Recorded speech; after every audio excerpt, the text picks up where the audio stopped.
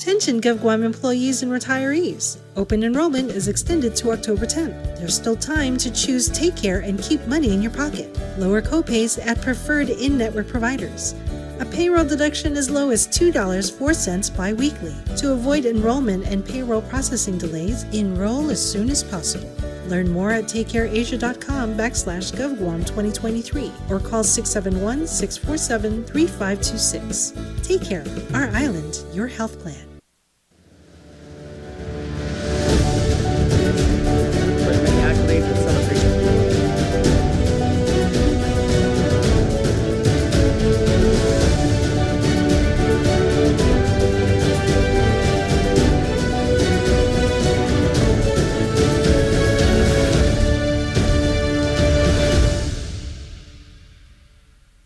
Buenas Marianas, I'm Troy Torres, and welcome to our studios in the 7th floor of the DNA building in Hagåtña, Guam, where we're very proud. You know, I don't normally do shows on Saturday, but this Saturday we had to make an exception because we are so honored to be able to have in our studios the Lieutenant Governor of the Commonwealth and the Mayor of Saipan, Arnold Palacios and Dave Apatang. Gentlemen, thank you so much for joining us here in our studios.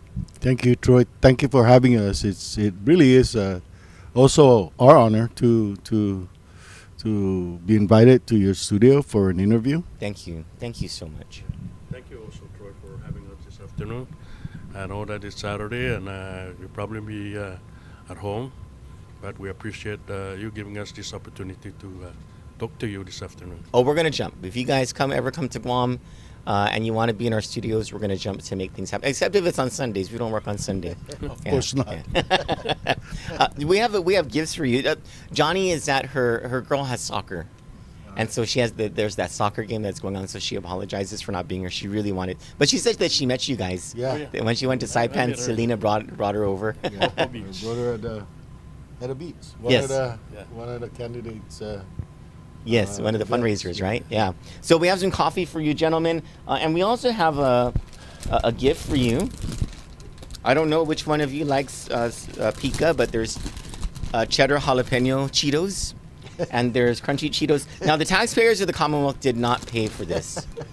You don't have to worry about that. But here you go. There you go. You might have to declare it as gifts. You know, they're probably like 2 some each from Circle K. You know, here, the same joke that I made with Tina and Layla. Whenever you are at the governor's office and you pass by Governor Ralph Torres, just drop this receipt right next to him, and it might show up on the next reimbursement memo. We're just kidders here. When we come back from this, it's not a short commercial break, but when we come back from this commercial break, we're going to talk about the issues with Arnold and Dave. So stick with us. This is going to be an exciting show. Attention GovGuam employees and retirees. Open enrollment is extended to October 10th. There's still time to choose Take Care and keep money in your pocket. Lower copays at preferred in-network providers. A payroll deduction as low as $2.04 bi-weekly. To avoid enrollment and payroll processing delays, enroll as soon as possible. Learn more at takecareasia.com/GovGuam2023 or call 671-647-3526. Take Care, our island, your health plan. Right now, we are seeing a rise in energy prices. We feel it at the pump, at the store, or each time we get our CUC bill. This is causing everyone to make difficult choices. Businesses are having to increase prices or reduce hours. Families are having to choose between keeping the aircon on or putting food on the table. Lieutenant Governor Arnold and Mayor Dave's commitment to our Commonwealth is demonstrated through their 30-plus years of public service. Their experiences have allowed them the opportunity to personally interact with our community during their most difficult moments, and for that, they have a better understanding of the needs of our people. The CNMI needs leaders that will promote policies that create jobs, grow paychecks, and improve the economic security of the CNMI businesses and families. We hear you, Marianas. It's time to get this government back in order. This election, please vote Arnold and Dave.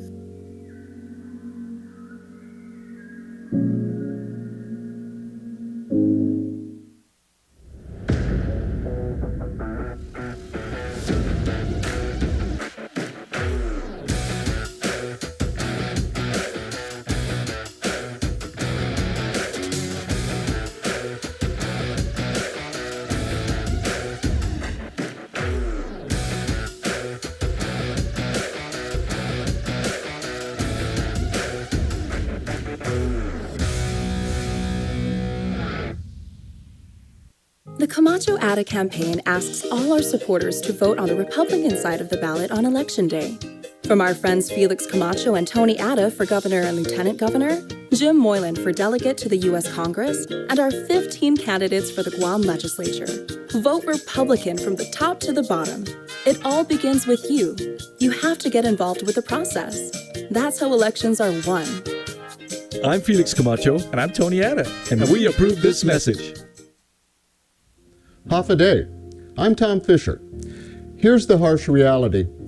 A trip to the grocery store for the basics, eggs, bag of rice, butter, can of Spam, milk, costs almost $30, and that's just 5 items.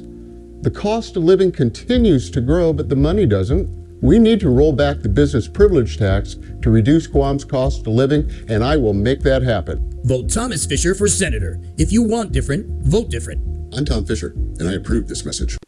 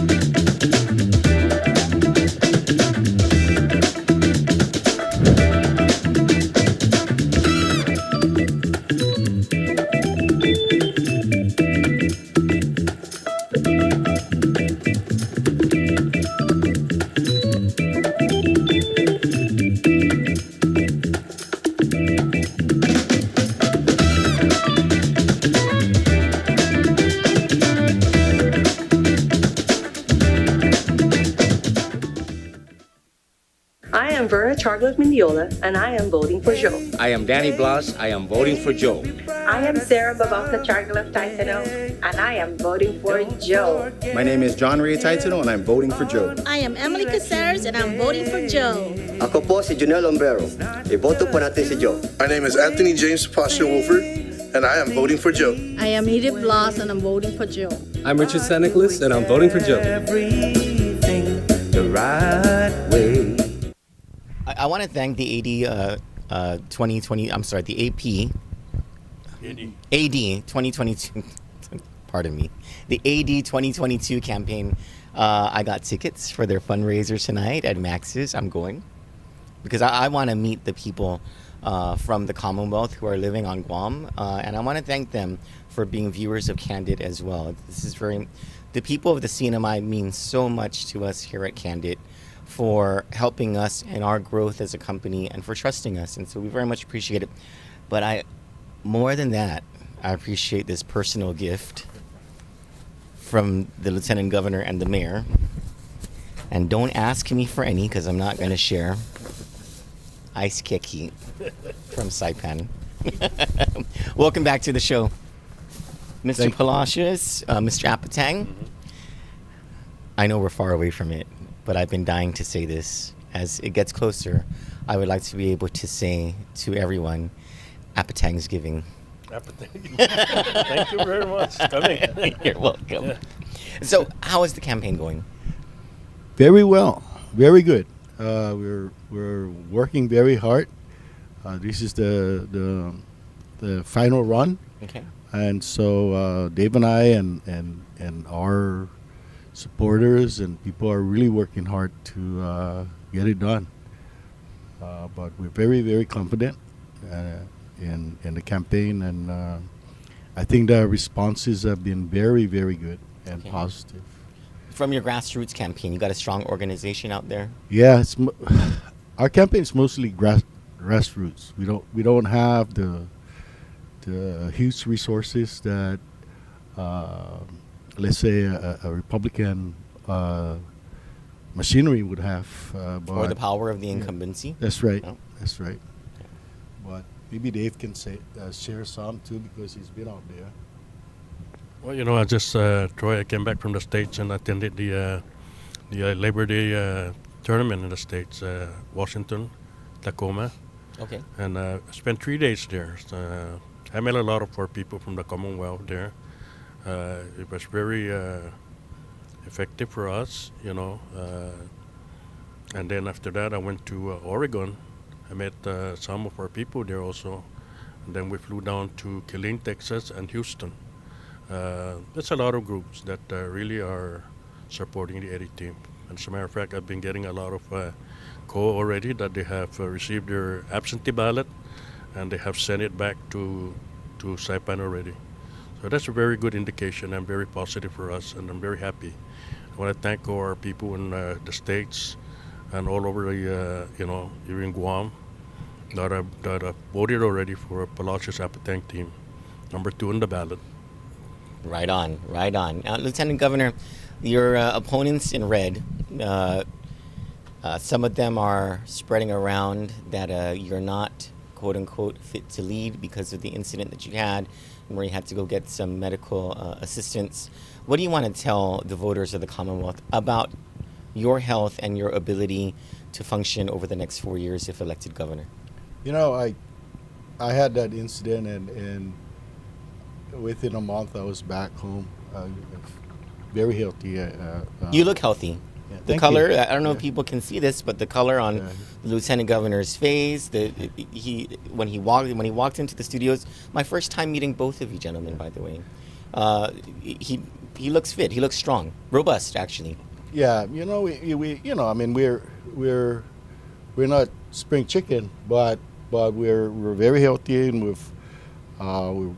more than willing to stay fit, to see our 4 years through.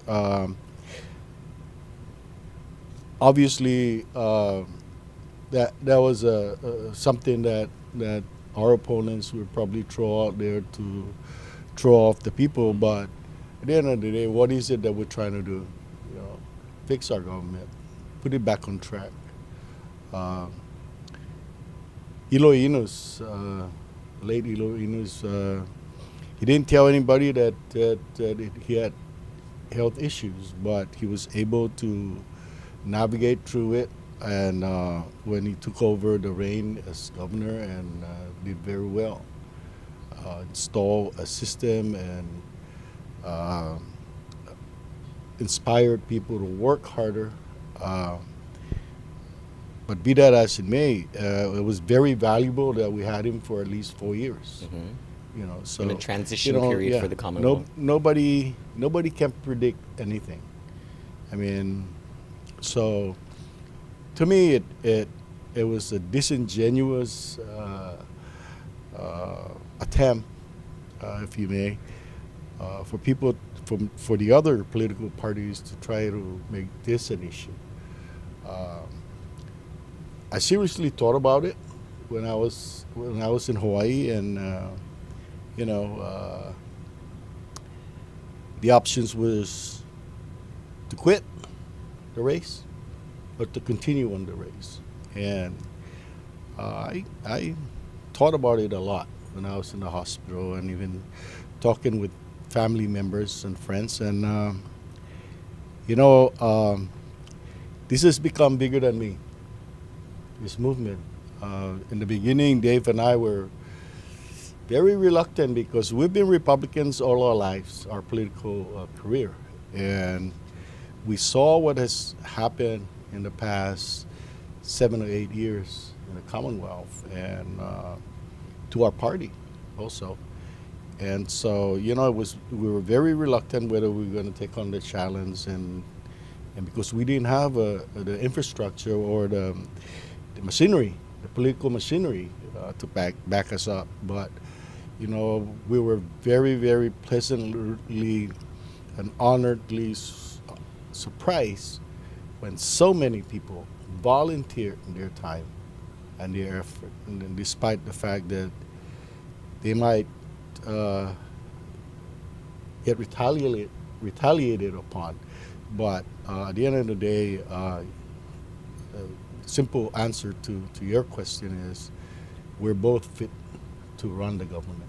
Let's talk about this issue with the past several years and the change in the Republican Party. And to your credit as leaders and candidates, many of the incumbent former Republicans are now running under your banner as independents who support you. And you said something a couple of times at the previous debate and at the House hearing on impeachment. You said something similar to, the day that the raids happened was the day that your trust in the Torres administration began to wane or went away. Yeah. And it's an interesting position for you, the lieutenant governor, to be in because you were part of, well, technically you are still part of the Torres administration, but truth be told, it's not like Ralph Torres has entrusted any duties to you ever since those raids happened.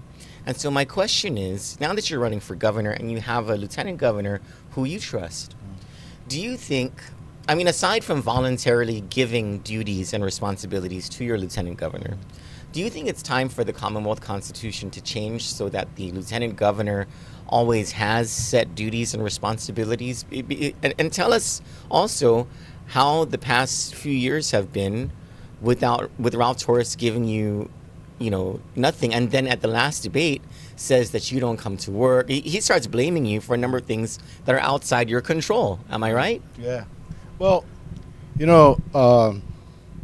that's a very interesting question that you pose, whether we should change our constitution to give authorities and responsibilities to the lieutenant governor's office. That perhaps that's something that we should look into because from my experience in this past 3.5 years, it's been quite interesting and sometimes quite frustrating, to say the least. And you never saw it coming when you first ran with Ralph Torres. No, I never did. Yeah. Despite the fact that family members and close friends, in fact, Tina Sablon warned me herself, and family members like, of course your family and we know your ability to serve but reluctantly we're gonna come and help you because we believe that you could probably give him the counsel that's necessary and when the Bloomberg article came out,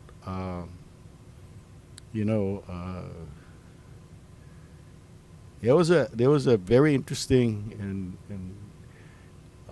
strong letter that somebody wrote me and said, you should consider pulling out of this team. We were well on our way, and that consider running as an independent candidate for governor yourself. But the election was far too ahead. Yeah. And so or far too along. Yeah. Sorry. That kind of threw a lot of people off. But truth be told, we went ahead and we won the election. And contrary to what the governor has been saying, even in the debate, I come to work. I work just as much as he does. The unfortunate part is I don't call him up. He doesn't call me up to see what's going on. But that did not occur 1 year after we were elected. That's nonsense. That occurred 2 months after Dave and I declared to run. Mm-hmm. Okay? Yeah. That occurred, and he cut you out. Yeah, it's a strategy that somebody told me. Said, that's the same. That was the same playbook that happened in Guam when the lieutenant governor from Guam also ran against the governor, and interestingly,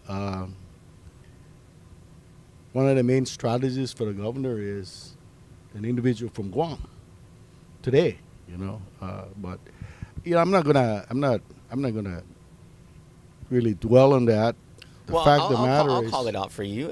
There's been no deficit of Governor Ralph Torres lying, including having his people lie before the impeachment inquiry. I mean, that's no secret. I mean, maybe you're a nice guy, but I'm not. And there's been no deficit. The only deficit there's been in the Commonwealth government has been in finances. Yeah, I mean, that's the unfortunate part. And so, to further that, I continue to work, and even during COVID, even during right after U2, I was in the Senate at U2. So he took all the credit for that. Come on, we need to give all the credits to our first responders and our federal partners, and even the people of Guam, the people of Micronesia and the Pacific that helped us get through those critical 3 months. The mayor was out there. Did he even recognize he was out there 7 days a week? I think the people recognize that the mayor's very beloved. Right. In Saipan. Yeah. So, unfortunately, we just didn't grow up with the technologies that you need to have photo ops every time you turn, and every time you do something. I'm not going to go out and meet a plane that's just going to deliver mask. Just for the photo op. Yeah, just for a photo op. Yeah. But that's where those things are. I'm not there too. I don't clank the bell. I say, here, I'm here. We just do our job quietly and try to inspire people, make sure that people are taken care of, our employees are taken care of too. At the debate, I noticed something. Can I say something? Oh, yes, sir. Yes, please. About the lieutenant governor thing. Yes, sir. I just want to say that the lieutenant governor and I've been working for the longest time in the legislature. When he was a speaker, was a congressman also. But as a lieutenant governor, I will be a working lieutenant governor. I don't need somebody to tell me what my responsibility is. I will work for the people of the Commonwealth, and the governor can sit back and do something else. But I will be a working lieutenant governor for our people, because we know we have a lot of things to do. What are the issues that you want to be in charge of as the lieutenant governor? I will be working with public works and, working on infrastructures and all that. Because we have a lot of issues on our infrastructure, basic infrastructures that we need to fix up in our Commonwealth on all the islands. Congressman Ed Probst constantly brings up the state of disrepair of the roads, especially in the tourism district. And is that something that... That is something on my mind, and I will make sure that we follow up on those things. Funny that you brought that up, because a lot of folks on the other side are putting it out on video that, wow, this is, he called the tourist district Skid Row. Yeah. Well, go down there, Troy. I mean, a lot of people will admit, and to some extent, even some of the businessmen that have businesses down there admit. And so that's an issue that we need to admit to ourselves is a problem and clean it up. Well, the governor said it's the most beautiful place ready for tourists. We spent $30 million on our travel bubbles and in the Korea and Japan market. Guam did it. And you guys are already overflowing with tourists. What happened? What happened to us? Okay, obviously, Guam is doing something right, and we're not. We think that throwing $15 million here and $15 million here without fixing the infrastructure, fixing the place where people, the tourists are going to visit, is going to cut it. No, it's not. I mean, would you go to a place that's in disrepair? No, not unless I was looking to get into some trouble, but that's my past. That's my past. But, so we have a candidate for lieutenant governor who's a record of fixing things, particularly infrastructure, even when he was a congressman. Precinct 1 had their roads paved, and as a mayor, he has taken on the role of the Department of Public Works by and large. For some reason, and I'm not gonna go there. Some of the primary roads were not being cleaned, so the mayor just took it upon himself and his men to go ahead and start doing that. And that's why Saipan is a lot cleaner, at least in the primary roads today. And so I have every confidence that as far as infrastructure is concerned, we're going to get way ahead in the next 2 years, 1 year after being sworn into office. Excellent. At the debate, I noticed that you and your opponent, Tina Sablan, never attacked each other. Is there a camaraderie between the two of you, and what's going on there? Tina and I both served in the 16th legislature. I was a speaker, she was a freshman, and so was Ralph. Personally, I've come to respect her. But it is, and I believe the respect was mutual. And I respected Ralph for being young and energetic leader. Unfortunately, I experienced frustrations a lot with him. I don't really want to go into the details of it, but a lot of folks on Saipan voted us in, our ticket in 2018 with the hope that as an older public servant, I would have the wherewithal to counsel him, and I did. But at the end of the day, he makes the decision. The buck stops there. So, yeah, we have a mutual respect, Tina and I. Even your supporters, I want to point out that your supporters don't attack each other. No. As a matter of fact, your supporters in the Arnold and Dave camp and in the Tina and Layla camp are sometimes complimentary toward each other. Yeah. So you don't see the negative campaigning happening there. That's something. You noticed that too, huh? I noticed that, yeah. Some of our meet and greet and all that, the candidates always shows up on our meet and greet also. So we return the same thing. We want to work together.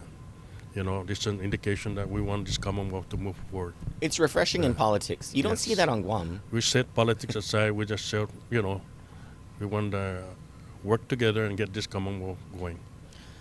Most of them are relative also. Okay. So, well, I think for your supporters, and the supporters can correct me if I'm wrong, that both Arnold and Dave and Tina and Layla share a desire for change.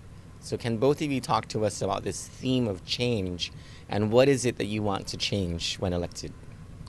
Well, it really is fundamental. If I'm not doing something, or if I'm doing something unethical, and it goes down the whole rank, okay, or if I'm doing something that what we're supposed to be doing, then it goes down the rank. We need to inspire our people, and that's the change. That's the fundamental change that our public servants and even our people's mindset. Hard work does pay, and we will work hard and inspire people to work hard. And that's the change that we need. This instant gratification thing that we have seemed to have perpetuated in the last, 8 years, is no longer going to work. We need to seriously pay attention to our people's needs and the folks that are not doing well financially. We need to help those people. And it's just the whole system of our government needs to change. The culture of corruption. The culture has to change. The culture of corruption, the culture of not doing, what you're supposed to be doing. And, I tell you, I'm going to be very honest with you. I'm going to give you a story. Sometimes during several of our cabinet meetings, when I'm calling people out, and these are close meetings. So to me, this is family, right? You tell people, sugarcoat. Mm-hmm. And I say, what happened to that project? What happened to this initiative? Where are we with that? And, it seems that there's no timeline. And I call people out on it. And sometimes I realize that sometimes I say, maybe I am the most unpopular lieutenant governor there is, because I'll call you out. We're servicing, we're providing service to our people, and let's get things done. It's so fundamental, Troy. It's a top-down approach. Yeah. Top-down. Well, Troy, and the Palacios Apatang administration, our priority is to rebuild trust in the government. We want to bring the government back to our people where it belongs. We want the people to trust us as a leader, and we need to stop all these unnecessary expenditures in the government. We got to go through proper contract process, none of this side contract and your contract and whatever, and then we will look into the audit. We want to audit the government when we first come in, both local funds and federal funds. And I would love to invite the U.S. Inspector General to come and assist so we can open the books for the public, the people of the Commonwealth. That's one of our priorities. Excellent. That's very heartening to hear. And I don't know if the two did the two of you get to watch the Tina and Layla interview with us? No? You guys should watch it. When I asked this same question, it was almost the same thing. The top-down approach and the auditing of the books on when you guys... I used to be the procurement officer for the government, so I know what's going on. And you know where to find things. Yes. Excellent. Now, can I have some of your Cheetos? Sure. I'm hungry. When we come back from this commercial break, we're going to ask Arnold and Dave about their first 100 days in office, what they plan to do, fiscal controls, federal funds, whatever is left, and all of the issues when we come back from this break. Stick with us.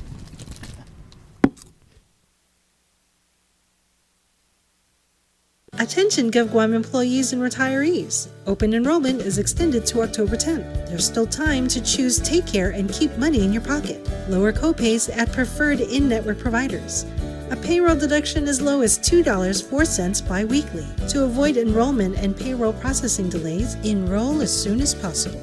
Learn more at takecareasia.com/GovGuam 2023 or call 671-647-3526. Take Care, our island, your health plan. I have different goals as I age. I want to be stronger and healthier, but it's got to fit my lifestyle. I can't spend all day in the gym and it can't be crowded. So here at CrossFit Pizza, I have all these different options for fitness, and the people are really nice. The atmosphere is inviting. It's like family. GovGuam employees and retirees, sign up today for CrossFit Pizza for free when you choose Take Care as your insurance carrier, and for 50% off if you choose Select Care. It's an investment you'll love. Right now, we are seeing a rise in energy prices. We feel it at the pump, at the store, or each time we get our CUC bill. This is causing everyone to make difficult choices. Businesses are having to increase prices or reduce hours. Families are having to choose between keeping the aircon on or putting food on the table. Lieutenant Governor Arnold and Mayor Dave's commitment to our Commonwealth is demonstrated through their 30-plus years of public service. Their experiences have allowed them the opportunity to personally interact with our community during their most difficult moments, and for that, they have a better understanding of the needs of our people. The CNMI needs leaders that will promote policies that create jobs, grow paychecks, and improve the economic security of the CNMI businesses and families. We hear you, Marianas. It's time to get this government back in order. This election, please vote Arnold and Dave.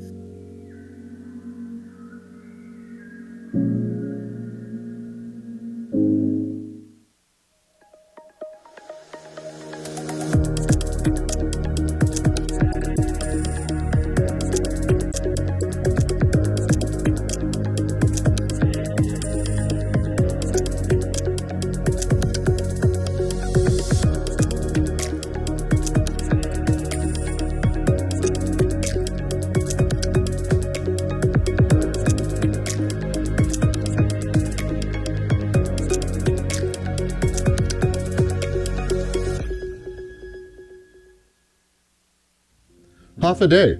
I'm Tom Fisher. Here's the harsh reality. A trip to the grocery store for the basics, eggs, bag of rice, butter, can of Spam, milk, costs almost $30, and that's just 5 items. The cost of living continues to grow, but the money doesn't. We need to roll back the business privilege tax to reduce Guam's cost of living, and I will make that happen. Vote Thomas Fisher for senator. If you want different, vote different. I'm Tom Fisher, and I approve this message.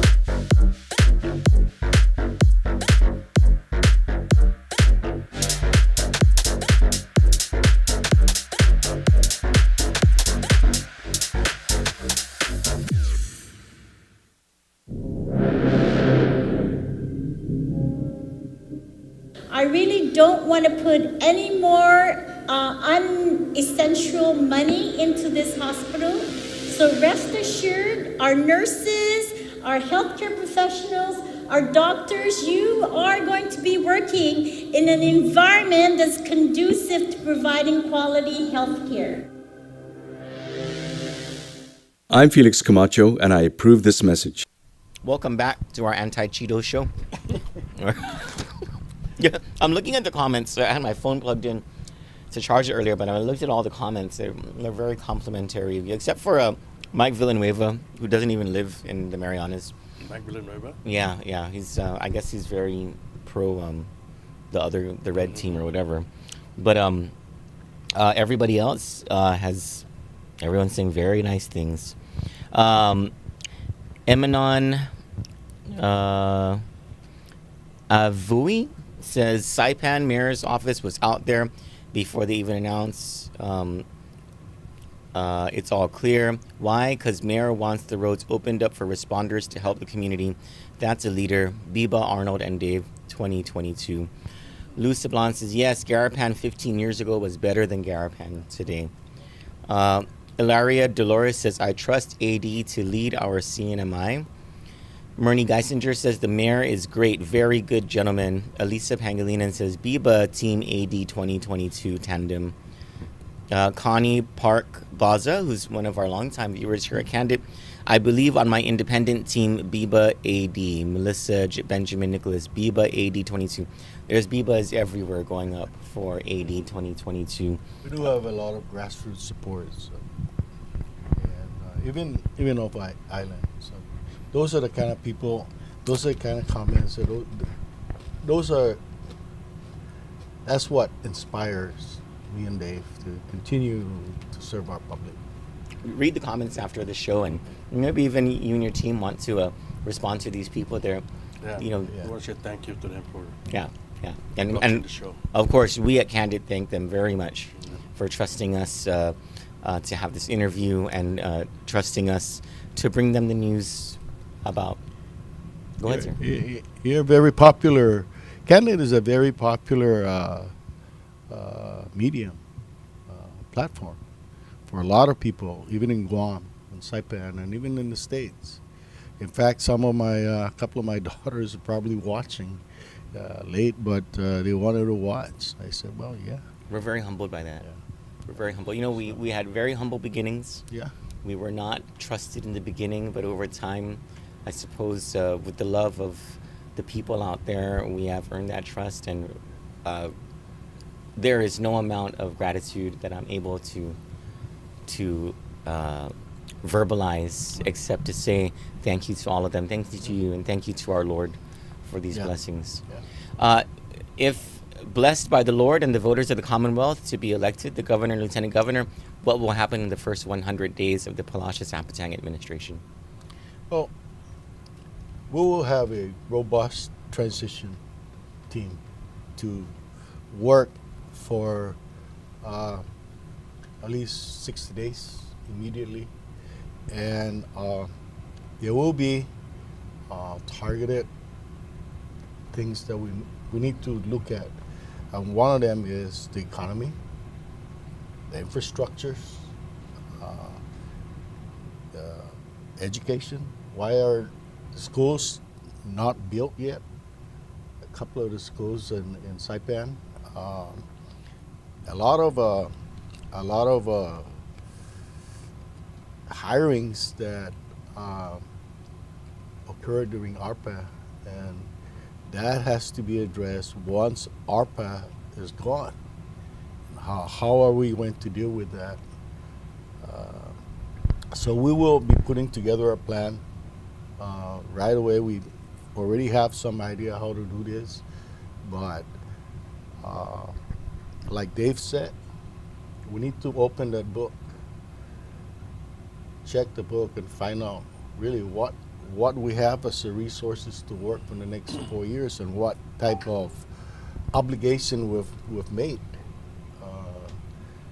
and what can be done with those obligations, whether those obligations that this administration has made could be met.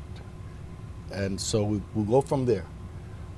There's so many things that Dave and I want to do, and one of them is perhaps reprioritize things, how things are done, and with the help of an elected Attorney General, we will ask him for very strict guidance on how to move forward. Everything will be above board, and everything will be transparent. That's the fundamental thing that Arnold and Dave team will do. I mean, if you're not on that, then maybe you shouldn't be with us. As someone who has been very familiar with the procurement process, as the head of the procurement process before, what are you going to do in those first 100 days to establish fiscal controls and to look into the procurements of using federal dollars during the Torres administration? Well, first, Troy, we need to hire some good leadership, and for every department and all that we can work together with. Somebody that can really take care of the books in their agencies and all that. And then we work with the Secretary of Finance and look into those issues as far as procurement property, because procurement is under the Secretary's office. So we have to really take a look at those very closely. Not have the document come to the governor's office for his signature and all that. Just somebody have to be responsible for that. It could be myself. The governor can assign that to me. I'm very good at looking at those contracts. We'll make sure that we don't spend any money that's not necessary. And, another thing is that we need to look at our finances in the government, where we at. I know we'll be in the hole if we're in there to start with. We'll work with all the other agencies also, like the governor to be said, education, hospital, power plant, DPS. We really need to concentrate on those and make sure that we put some good leaders in there that can work with us, that we can trust. That's the main thing. That's why we have our motto is rebuilding trust. So we want to trust everybody in the government, for the people to trust the government.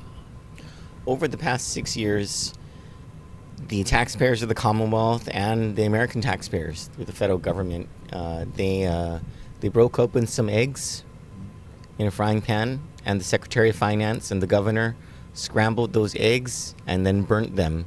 And then what we had when we were able to eat was pittances, but the governor was able to eat Cheetos from a bunch of receipts. I'm trying to inject a little bit of humor here, but the truth is that he was found to have exploited local resources.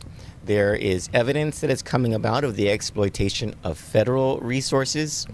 There is evidence, and there are not just whispers, but screams of corruption coming from the Torres administration. When you get into office, and when you do this audit, when you look at the contracts and the procurements and all of that stuff, and you find that there were corrupt practices going on, and this person, and all of these people were involved in those illegal activities, what are you willing to do in order to rebuild the trust of the people in the Commonwealth government about those corrupt practices that occurred during the Torres administration? First of all, like I said, we will have the guidance and of the Attorney General's office, and we will not hesitate. I will say that we will not hesitate to request them to take a look at it and see if prosecution of these corrupt individuals that have done this to the public funds, whether it's local or federal funds, is warranted. We will not hesitate to do that. Okay. We will not hesitate. Yeah. I like that. Disappointingly, I found out a month after taking office as a lieutenant governor that we were already in the hole. The Torres Palacios administration, the Palacios as a lieutenant governor was already in the hole. $27 million for the close of the. So you have a continuing. The deficit continues to grow, by the way. And the unfortunate part is that we have become really adept and really skillful at coming up with justifications and rationalization that it's the overtime of DPS, it's the emergencies, it's medical referral, but nobody is really looking at cost control and really even today. I mean, I'll be very honest with you, and my wife, who's here in Guam with me, told me, "Hey, behave yourself and be nice." But I'm behaving myself and being nice, but I'm going to be honest. Today, you go to Saipan, and we have a lot of vehicles that have been either procured or are being leased that are unnecessary. I'm not saying that we don't need vehicles, but we don't need V6. We don't need luxury SUVs for department heads or agency heads. Come on, and this vehicle is not only costly; they're costly to operate for the functions that we have in a small 47 square miles of island. Let's not forget first-class travel, which is illegal. Yeah. On the public dime. Yeah. Let's not forget the hundreds of thousands of dollars that have been misspent illegally Anyway, I'm preaching to the choir, right? Now, I'm sorry. Let me, Mr. Yes. I forgot to mention the retirees. That's one of the priorities that we will look into. Make sure that, right now we're still debating on the 25% for the retirees. A lot of our retirees are getting old, and they need their money. They work for it. We want to make sure that we take care of those retirees also.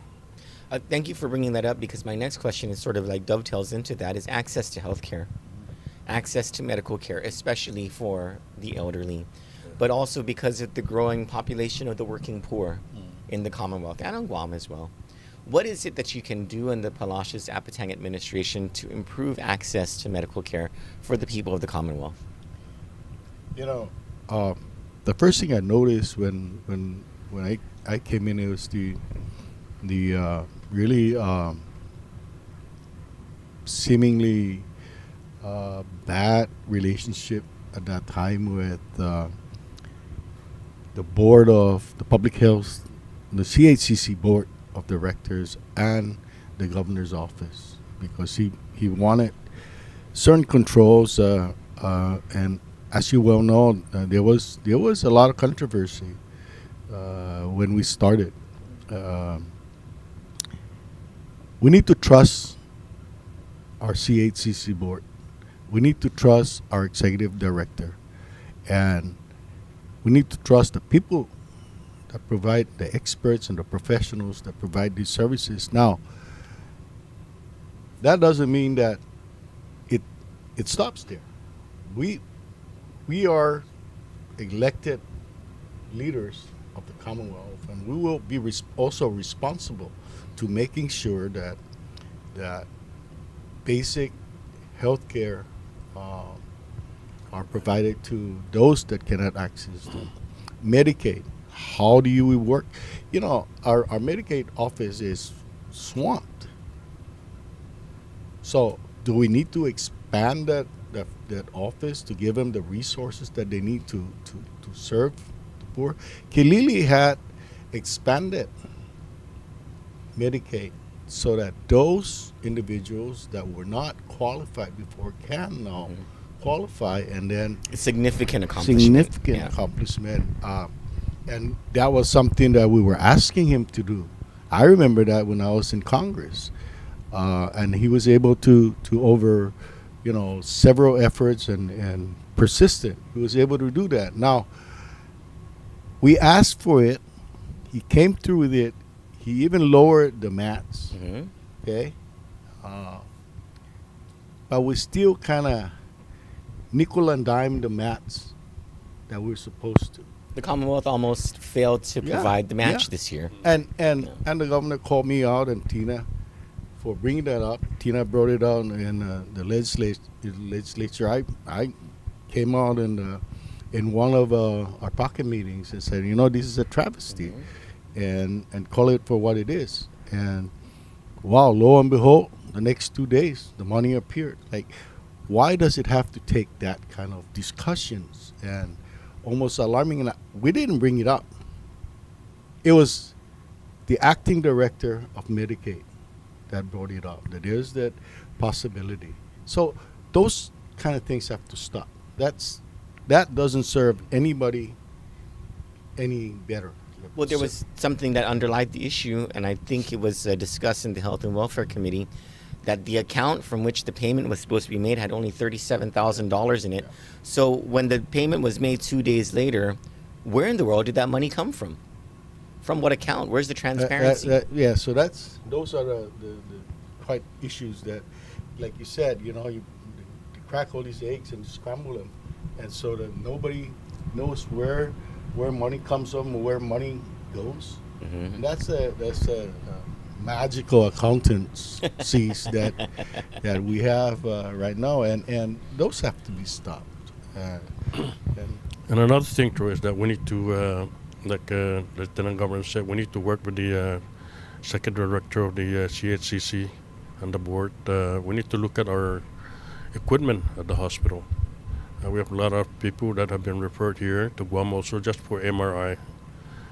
We need the MRI equipment there and equip the hospital with proper equipment so our people can be treated properly on Saipan, and then also work with them and see we can hire more professionals for the hospital. Are you guys willing to make that commitment of resources by sacrificing from a lesser of a priority and making that a resource commitment to, for example, bring in an MRI machine, or for example, fund the hospital even more so that people don't have to come to Guam to get medical care? Well, for the help of our people, we will find ways to do that. I'm sure that the Lieutenant Governor and we can sit down and work with our legislature and all that. I'm sure we can redirect some funds over to the hospital, prioritize some of those for our people. So I know that a lot of people have been sent to Guam, and they've been sitting down here for weeks and weeks, waiting for treatment. Waiting for an appointment. Yeah, waiting for an appointment, and we don't need to do that. We just need to equip our hospital so people can be treated there on the island. I had an interesting discussion over the phone with Priscilla and Stanley Iacopo a few days ago. And, it was an eye-opening discussion about the conditions that veterans have faced in the Commonwealth, especially those in Rota and Tinian. And a lot of it has to do with healthcare. And, thankfully, Mr. Iacopo and Kilili have been able to do things so that the conditions have improved on the federal side. But what was disturbing was he told me that there are hardly any local resources dedicated to veterans. And on top of that, he has never been able to see the governor who he worked for to discuss even the improvements that were being made for veterans care under federal. What can change under an Arnold and Dave administration in terms of care for veterans, health care for veterans, access to benefits and health care for veterans who live in Rota and Tinian, and something as simple as FaceTime with the governor? Well, I'll tell you, as governor, I will make sure that every head of department that I see every head of departments and agencies, like the Veterans Affairs Director, when they need to see me. But in regards to the veterans issue, I'm very proud. I mean, very proud that our Lieutenant Governor candidate is a retired veteran and What served branch, this sir? country. Army. So you go ahead, and I'm going to make Veterans Affairs Office. That's a no-brainer. It's going to be under his office. But before you answer that question, let me ask you, is the Army the best branch of the military? Oh, the military are the same. That's a politician's hat on right there. Yeah. Yes, sir. Well, Troy, I'm a retired Army. I spent 20 years in the military, and I love it. And I'm still continuing to advise our young kids to please make the military a career.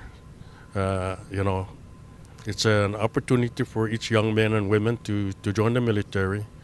They have everything that they can offer. I'm playing the role as a recruiter also. So I used to be a recruiter here in Guam for many years. Oh, okay. Yeah. Well, Back thank then. you for your service, sir. Yeah, thank you. But veterans is very dear to my heart. Like I said, I'm a veteran, and I know a lot of veterans on Saipan and all that have been trying to help out as far as seeking assistance. Okay. Same thing as how to get their disability and all that compensation from the VA. And that's one of the things that we really need help on our island. I remember one of our vets that committed, unnecessary thing that we could have been helped if we had that opportunity available for him. People, a lot of them that have served in combat that were affected with some issues, and that's very important for me to make sure that we take care of those service members and veterans that are coming home. Another thing is we need to put qualified people in the VA office, somebody that understands how the system works, how to read the regulation, and how to help veterans on their needs, because it's a very complex issue.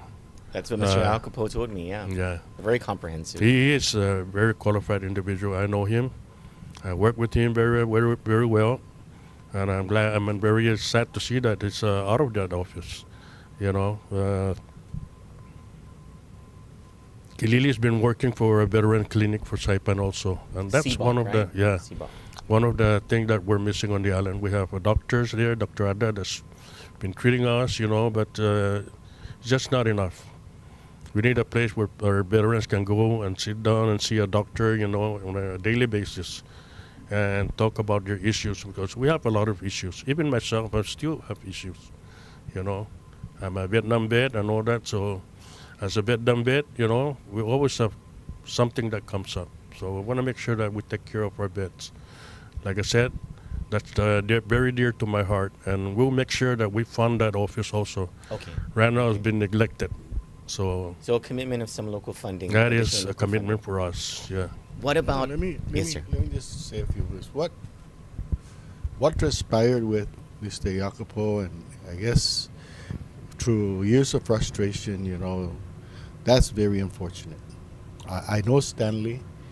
I know that sometimes he tries to go meet the governor, and when he couldn't, he comes to my office, and you know, we sit there and we talk about these things. And I know he's a very aggressive individual trying to make things happen. And maybe, I don't know, maybe that drops off wrongly on some people, but I know that personally, I know him, that he's a hardworking guy.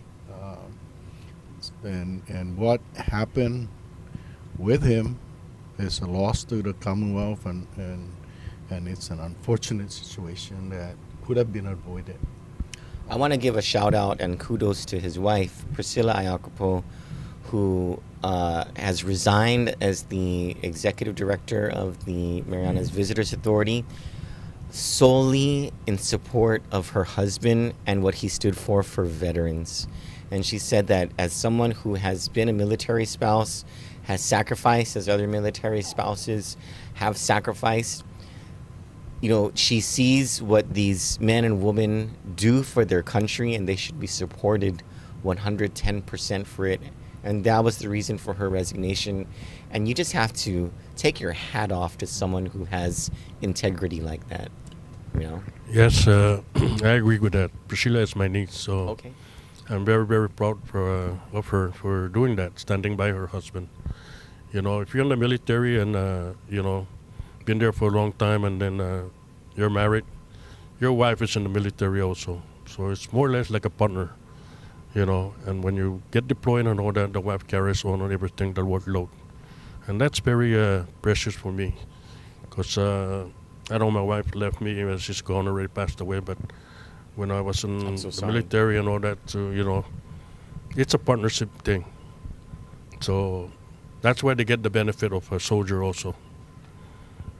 And thank you to Priscilla for taking care of that. Now, the final group of issues, and the reason I group it together is because I really believe that all of these things are related. There is a problem throughout the Marianas, not just the CNMI, but even on Guam, of growing crime, growing drug abuse, and growing poverty. What is it that you envision doing over the next 4 years to improve the economic conditions of people so that in the long term we can reduce crime and drug abuse? But in the short term, what can we do to reduce crime and drug abuse? And how does this all tie into education? That's really a salient point, because education is key. We have our NMTI that we're putting millions of dollars. Yet, unfortunately, I was at the State of the Education address, and one of the main challenges that they were having is recruiting people to attend NMTI. Luckily, that now they've consolidated and collaborating with NMC, which has a bigger student body, they're being helped. But really, it needs to we need to do an outreach of people that do not have skills at this point in time, and encourage them, incentivize them, bring them in, and get some of the most basic skill set in education, whether it's NMTI or even NMC. You know, Troy, I witnessed individuals, single mothers, pull themselves on their bootstrap and work basic work, basic employment, almost minimum wage, but had the courage and the audacity and to start taking classes at NMC or started getting training. And those are that's the one thing that we need to do, is to really look at it and encourage and go look for people. And if an individual or individuals are in trouble, whether it's in drug court, whether they're in jail, we encourage them. Take a look at what we need to do to help. Because I also believe, just like you pointed out, is that poverty is and education is very key to uplifting people's life and having them help themselves. But I think that would be a critical catalyst to eliminating drug abuse and crime. Now, of course, we can't say that it's going to be completely eliminated from just education, but we need to also give the adequate resources from our border customs, for example, and really train our police department and give them the right skill set. We should also seriously reestablish the relationship with federal agencies who have tremendous resources and skills and professionalism to come and join back, because we've lost those relationships with our DEA, for example, FBI, Homeland Securities, enforcement. Through those relationships, we will forge. They know and we know what could be done to minimize or even eliminate crime, certain crimes in the Commonwealth. Right now, we don't have that relationship. For some reason, we severed the relationship with DEA. Well, I think we all know the reason that was severed during the Torres administration. Yeah. There are reports. Yeah. There are federal reports showing a relationship between bad actors in Rhoda, being able to ship narcotics from over there into Guam and into the other islands. And so, I'm sure you remember that disturbing letter coming out of the Chinese embassy's consulate office in LA to Governor Torres that said, hey, there are all these disappearances of Chinese citizens in Saipan and murders that have gone unsolved. What are you going to do about it? And the governor never even responded to the Chinese embassy. That's unfortunate. But, the one thing that really need to do is to have a crime lab on Saipan that is either run by experts that, used to work for federal agencies or even different states that they may be retired, but they're still available. We don't have that. It's unfortunate. We graduate 20th cycle police, but after that we don't provide them the training and to acquire the skill set, because crime is not just patrolling crime. Your microphone. It's a complicated and complex issue that we need to address. And we have to also bring in qualified individuals to run these departments. That's very key, you know, and committed individuals that are committed to addressing the crimes in our Commonwealth and working with other experts in the region and the federal government. We're not the center of the universe of expertise in controlling crime, but Dave is a disciplinarian, very passively disciplined. You know, if you watch the mindset of his people, some of them doing menial work, probably used to be unemployed. You notice that these guys are inspired. They do their job very well. Now, why is that? Why is the employee, a person cutting grass along the side of the road, and the mayor's office is doing it very well compared to other agencies? Maybe we should ask them. Mr. Mayor, what's the difference? Well, you know, it's you got to treat your people right in the first place. You have a good working morale, and you know, agencies and all that. Your people will work for the government and the public. And is that what you guys will bring? The what? Is that what you guys will bring? Yes. And I have a briefing every day. I come to work at 6:30 in the morning. I do my stuff before 7:30, and then I brief my people before they leave. They'll be on the road before 8 o'clock, already doing their business. They come back at 4. We clean up our equipment before we park them, before they go home. You know, and we've been doing that for almost 8 years now. And my staff are very hardworking people. Nobody can say anything otherwise. They're very dedicated to the public. They earn their money on a daily basis. Typhoon U2, we've been out there 7 days a week cleaning up the island, and same as Sodeler, along with the National Guard here from Guam. So I give them credit for doing what they're supposed to do and working hard and earning their heart. And how come I never saw your pictures? You don't do photo ops too much, huh? No, I don't even have photo with the Typhoon U2. So how do you guys feel when?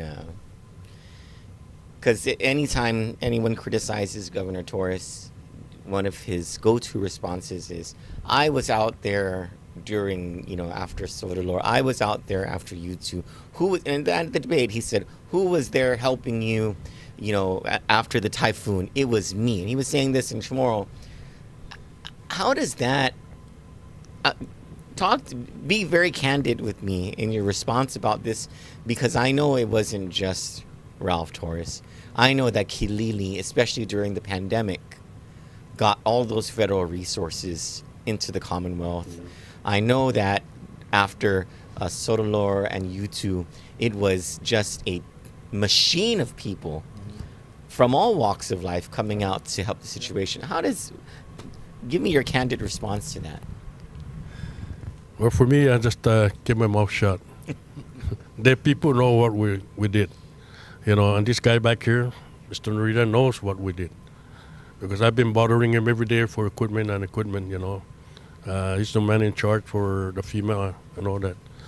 So I think I had all the equipment on the island to start cleaning the beach road first, so people can have a place to go to and enjoy their families, And then we start cleaning all their access and all that, so people can go back and forth to work and all that. So that's the priority on the typhoons and all that, especially when all the trees are down, all the telephone poles are crossing the road and all that, So we work along with CUC and the other agencies that National Guard was there later on, and then FEMA came and joined us in my office. They took over my office at their headquarters, so we work together.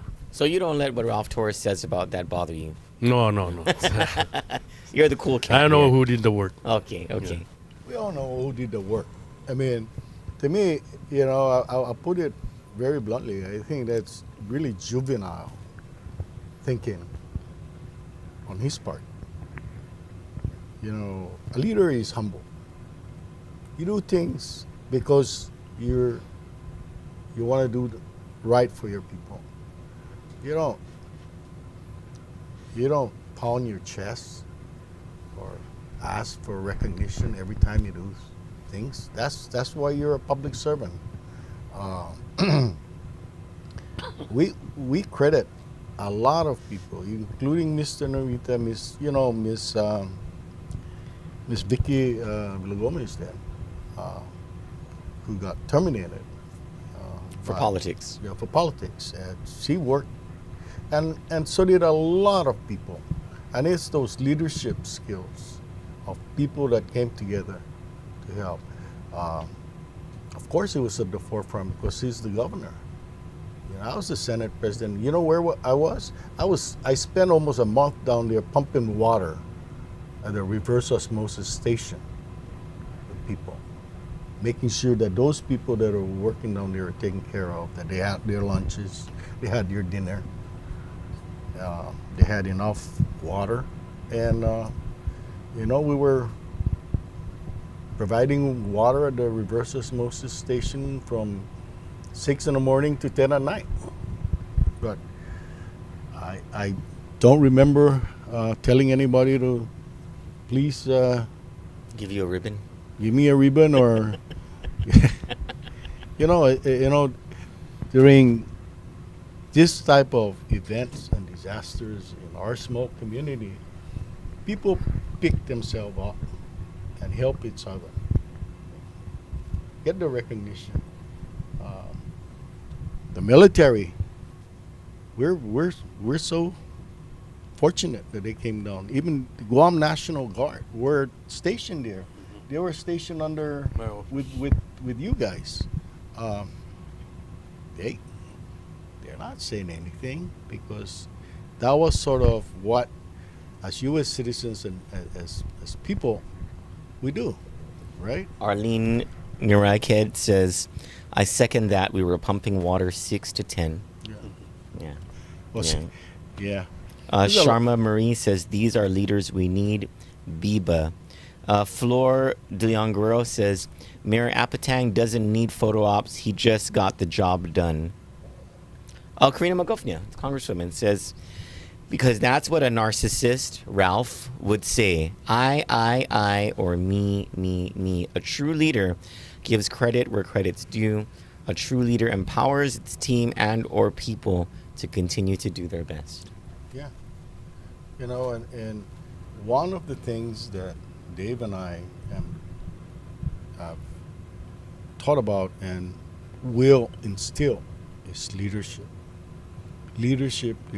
Humble leadership.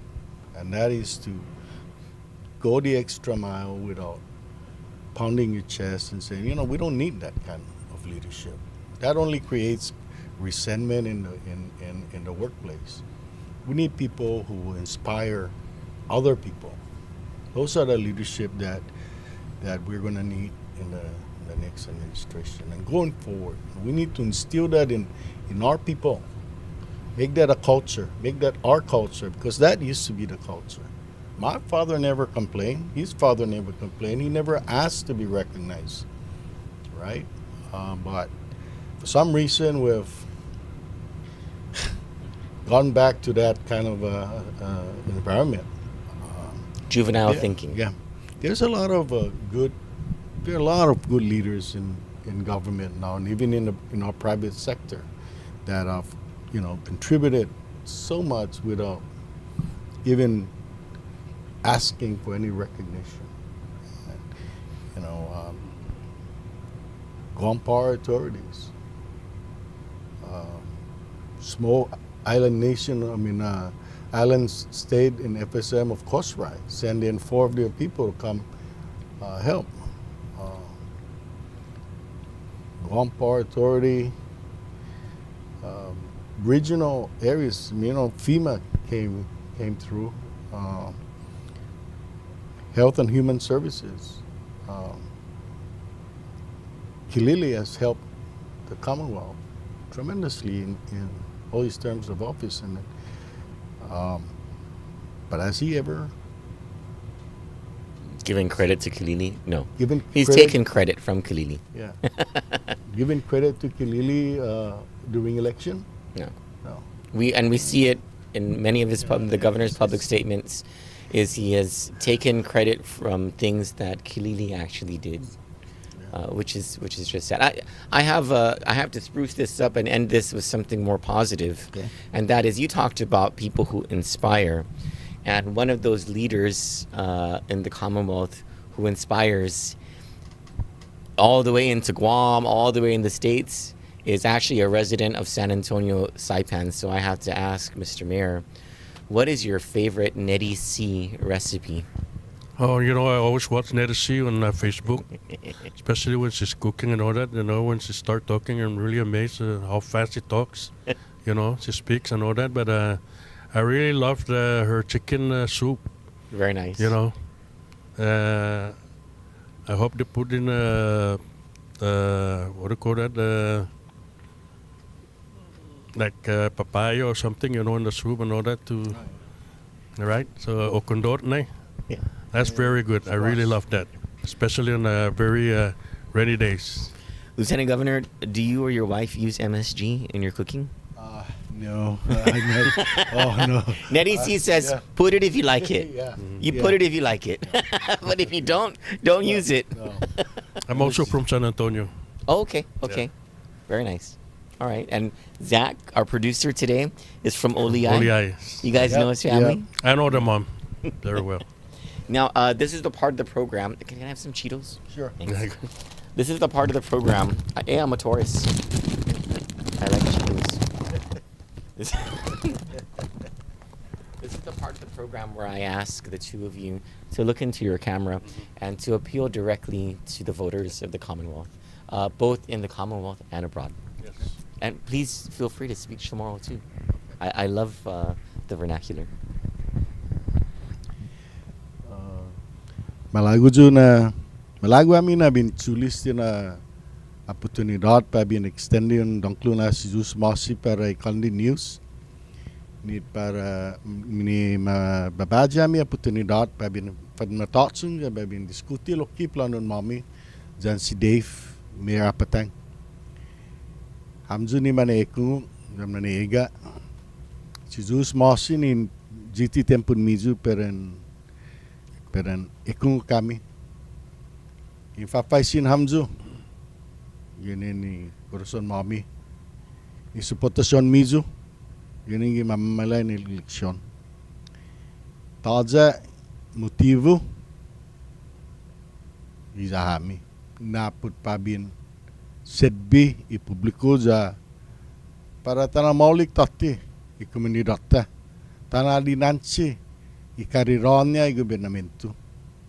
Janta arigla todo i problema ni tafafana, whether it's health, education, infrastructure, utilities, dia bisa siya di arigla immediately.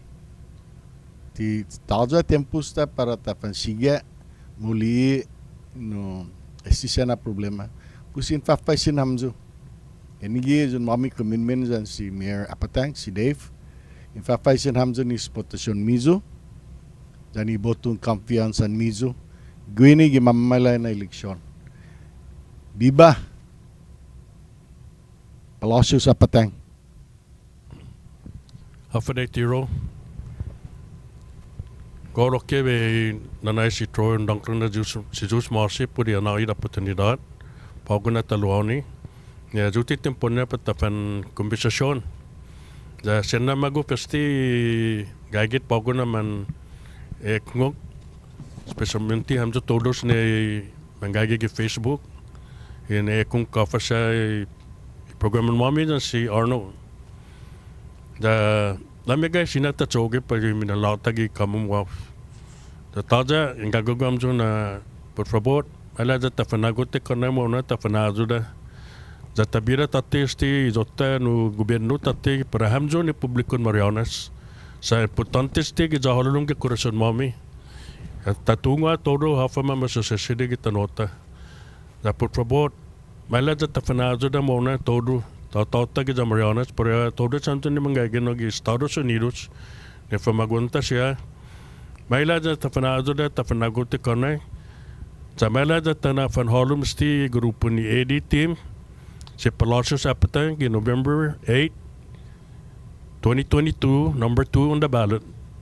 Ajudahan por favor. Jagin ni zahalom ng corazon mami. Ingwaiza hamzo todos. Adios. I understood most of that. Yeah, thank you Good so for much. you.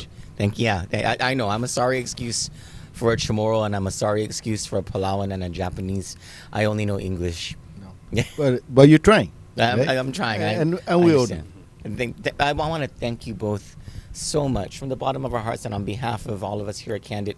Thank you so much for coming to our studios. You know, like I told Tina and Layla, this means so much to us that the two gubernatorial teams have come into our office. The lieutenant governor of the Commonwealth, the mayor of Saipan, two congresswomen from the House of Representatives have come into our studios. You know who has never agreed to do an interview with us? Our own governor and lieutenant governor of Guam. But here you are, coming all the way from the Commonwealth, and to spend this time with our viewers, it makes an impression on our viewers, your willingness to be on our show and to answer our questions. So thank you very much for the support that you're showing to us. We very much appreciate it. Well, thank you, Troy. It's been a pleasure meeting you for the first time. Yes. You know, every time I see you driving around on your car, you know, I said, this guy is very small. You know, but you look good today. Thanks. I Thank appreciate you. it. Thank you. No, I also want to extend our appreciation for you, you know, asking us to appear on your. As you know, we're here for an event, a small gathering of I'm gonna friends and supporters from the Commonwealth and even from Guam to help us defray some of the costs of this campaign for our AD team. So thank you. It's been a pleasure talking to you, whether it's on the phone or on Zoom. It's been a pleasure. I mean, it's sometimes challenging because, you know, you don't hold back your questions. You ask them raw, and sometimes but it's very Sorry about refreshing. that. No, it's refreshing because, you know, people out there are asking the same question. They're depending on you to ask those questions in the manner that you're asking them. So that's why I think Kandit News has become a major media platform for people that access social media. So Thank you. but thank you for your service. Thank you. Whether you realize it, you're providing public service. Well, we're just having fun here. No, And so, thank you. Good luck. I'll see you guys tonight, but good luck in your campaign. And if I don't see you by this time, Apatang's giving. Thank you. Thank you. Thanksgiving. I'll see you tonight. Thank you. Candid, I'm Troy Torres. Thank you. Have a good night.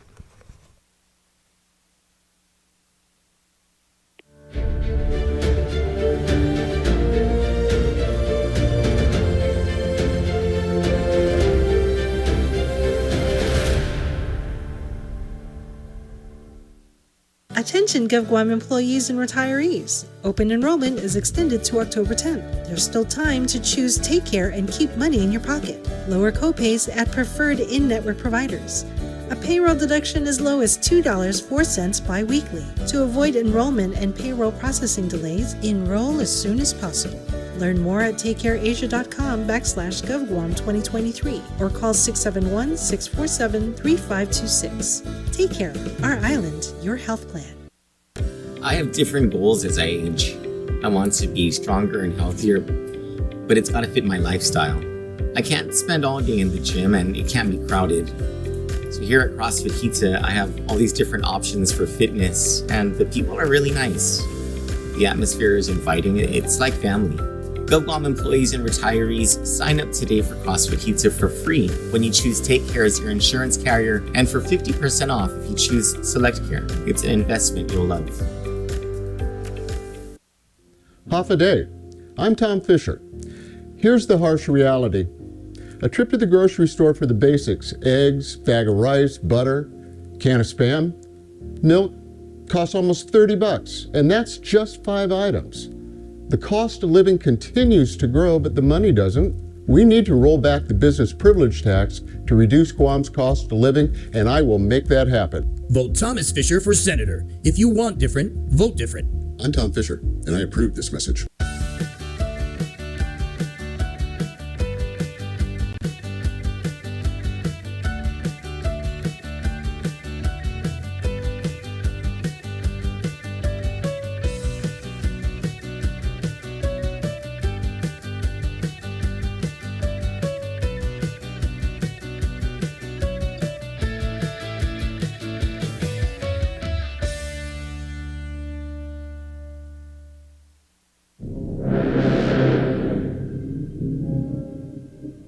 I'm so disappointed. I don't know what is happening to the island.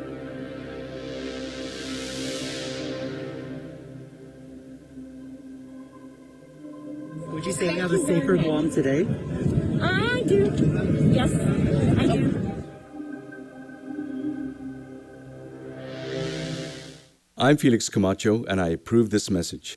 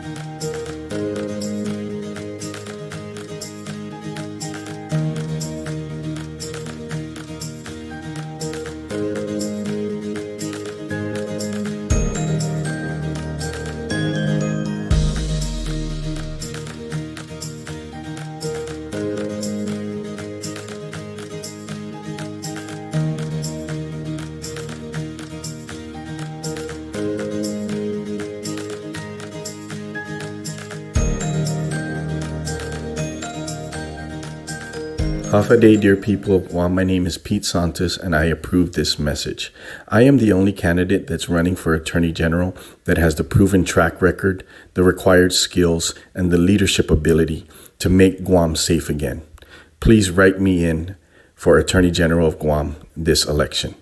Thank you, si Diyos maasi, maraming salamat po, and kireso.